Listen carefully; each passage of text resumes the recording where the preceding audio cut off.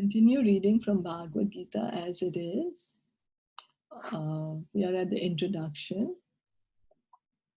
So, I'm not sure if we read this. Now one may think that because Krishna was the friend of Arjuna, yes, we did it. Now, one may think that because Krishna was the friend of Arjuna, Arjuna was telling him all this by way of flattery. But Arjuna, just to drive out this kind of doubt from the minds of the readers of Bhagavad Gita, substantiates these phrases in the next verse, when he says that Krishna is accepted as the Supreme Personality of Godhead, not only by himself, but by authorities like Narad, Asita, Devala, and Vyasadeva. So Krishna is, I don't think we read this. Did we say Arjuna's, what did Arjuna say yesterday? Actually, I don't know. I didn't attend and I didn't read. Okay, so I don't, okay. No, we did not. No, we did not do that. Yeah. What Krishna said to Arjuna, we did not. Okay. So Arjuna is saying to Krishna that you are the Supreme Lord, you are the absolute truth. And all great sages like Narad, Asita, Devala, and Vyasadeva also say this about you. And now you are yourself are also saying about yourself. All the great authorities, the pure devotees, they accept Krishna as the absolute truth. And now Krishna, you yourself are telling me you're the absolute truth. And I accept this as truth, whatever you have told me. That's what Arjuna is saying. And Arjuna is saying that the demigods nor the demons can understand you. It's only the devotees who can understand Krishna. After hearing Bhagavad Gita from the Supreme Personality of Godhead, Arjuna accepted Krishna as Param Brahma, the Supreme Brahman. So Krishna spoke this knowledge of Bhagavad Gita to Arjuna.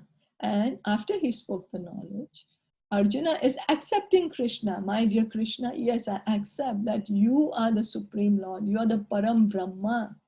There's no one higher than you. You are the Supreme Brahman. That Arjuna is saying that.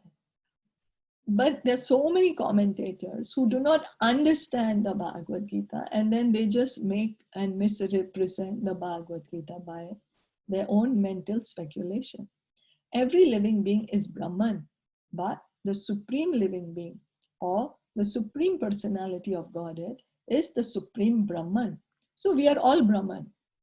We are all Brahman because we are part and parcel of Krishna. Krishna is Sachidananda, we are Sachidananda. But Krishna is Supreme Brahman, he's unlimited, and we are tiny, insignificant. Paramdham means that he's the supreme rest or abode of everything.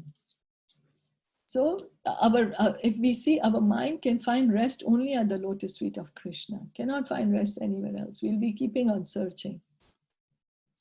Pavitram means that he is pure, untainted by material contamination. Purusham means that he is the supreme enjoyer. Shaswatam, eternal. Divyam, transcendental. Adidevam, the original supreme personality of Godhead. Ajam, the unborn, and Vibhum, the greatest. So in these words, Arjuna is describing Krishna. He's saying you are the supreme rest or abode. Once somebody gets attached to your lotus feet, no need to do any more research work. There's nothing beyond you.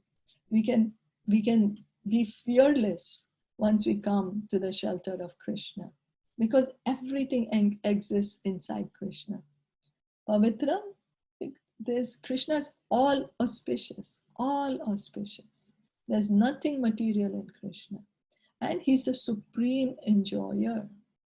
He's the supreme enjoyer. And that's the reason he's thinking, now I'm the supreme enjoyer, but how come Radharani is feeling more happiness than me?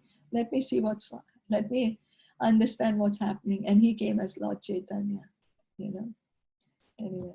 Shasvatam, eternal. Krishna never ever stops to exist. He never dies. He's eternal. He always exists. He's divyam, transcendental. He's not material like us. We have material bodies. We are also Brahman. We are inside this body. We are the soul, right? We are not this body. We are in the body right now. But for Krishna, it's not that he's in his body. No, his body and himself is the same. There's no difference. Similarly, when we get liberated, there will be no difference between us and our body. We will not have a material body. We will have our spiritual form. And even when we get a spiritual form, still we are maintained by Krishna because he's unlimited and he's the only maintainer. Adi Devam, he's the original Supreme Personality of Godhead. Original. If we do research work, who's my father, my father's father, my father's father, we'll reach up to Lord Brahma, and Lord Brahma says, Govindam Adi Purusham, Tam Aham Bhajami. Lord Brahma says, you are my seed-giving father. And he's unborn, and he's the greatest. He's the greatest. And so we just said, and then now we might say that Arjuna is flattering Krishna by saying all these things because Krishna is Arjuna's friend. But Arjuna is saying, I'm not flattering you. All the authorities have also accepted you as the Supreme Lord. The great people, the great authorities who are authorities of Vedic knowledge, they are also saying that you are the Supreme Lord. And you are also saying it. And so I accept everything. You know, if we get a certificate from a recognized university, then we will get a graduate certificate. And so people have to accept that, yes, we've studied the course, we passed the exams, we thoroughly understand this matter. That's the reason we have the certificate. If it is issued by a competent authority, by the Board of Education. Yeah. So therefore, Bhagavad Gita should be taken up in a spirit of devotion. One should not think that he's equal to Krishna, nor should he think that Krishna is an ordinary personality or even a very great personality. So we should not think that I'm equal to Krishna, or that right now I'm in this body, so Krishna is more powerful than me, but when I leave this body, then I will become as powerful as Krishna. No. We can never ever become as powerful as Krishna.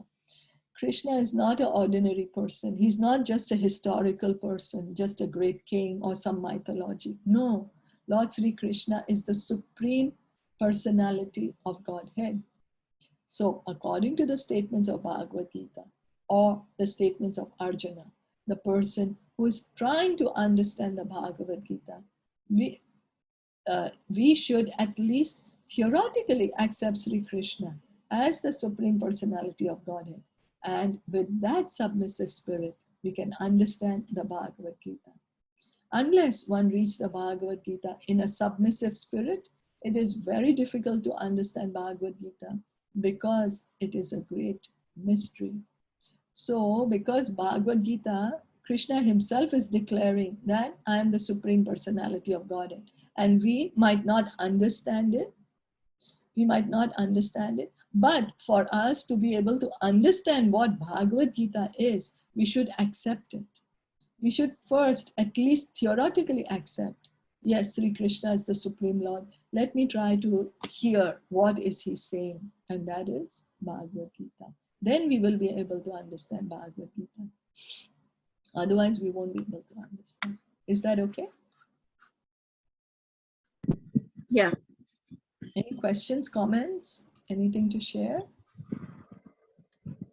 No, all good. All good? So we'll Yeah. stop here for today. Yeah. Okay. Okay. Thank you so much for joining in, everyone. Thank you.